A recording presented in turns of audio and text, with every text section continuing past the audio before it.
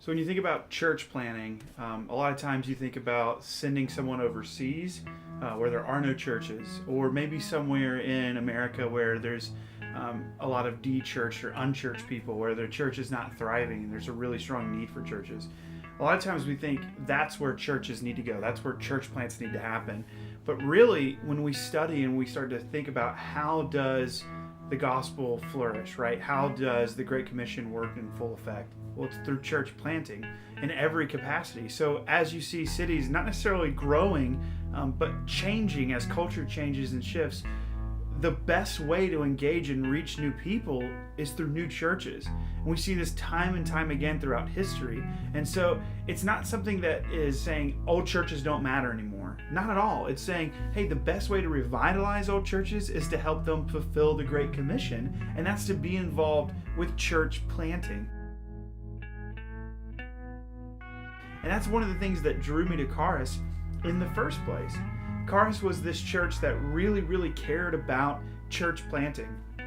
They weren't trying to build their own kingdom. They weren't trying to say, hey, we're going to get to, however many hundred, and then we've arrived. We've got this great big building. We're doing all the things we want to do. It was, hey, who else can we send?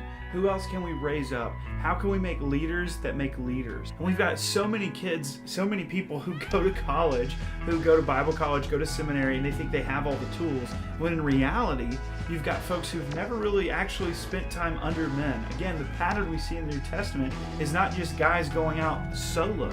Right? You've got Timothy, who's trained up by Paul. You've got Silas, who's trained up by Paul. And you've got all these different men who are going in church planting and being groomed. So I decided to come to Karis.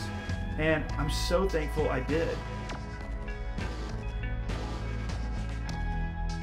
Coming to Karis has been not only huge for me, but also for my wife. In large part because I think so many guys are so focused, so driven on their ministry and what they're going to do that they don't consider their spouse or their family. So for me, what was so encouraging was just the amount of effort and love that was poured out on my wife. Hey, don't just drag her along. Don't just make her come with you and accept everything that you're doing, but shepherd her heart. Share your vision with her. And I've been really blessed because throughout the entire process, Anna has been incredibly supportive, and she has felt just this amazing blessing from both being a part of Karis and Acts 29, where there's not just a focused effort on the man and his calling and his competency, but also on his wife and her following and being supportive, yes, but also being a part of the ministry. And so very much so, my wife owns this idea, this church planning in Western North Carolina as much as I do. And so I've been so grateful for that she very much so thinks that this is something that she's called to as well, not just something that I'm called to. The other day we were having this amazing party with friends at church, and we were laughing together, we were having a good time, and we go home and I just said to my wife, it's going to be so hard to leave. And it is. It's going to be so hard because we love so many people so much. And I just said to her, sometimes I wonder, should we just stay? Again, that's just me being selfish and wanting it to be easy. And she says, no, because we need to take this somewhere else where there isn't anything like this. And she's right. That's part of what church planting is. It's taking that gospel community on mission somewhere else.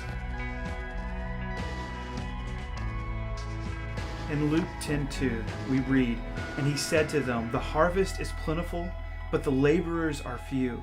Therefore, pray earnestly to the Lord of the harvest to send out laborers into his harvest."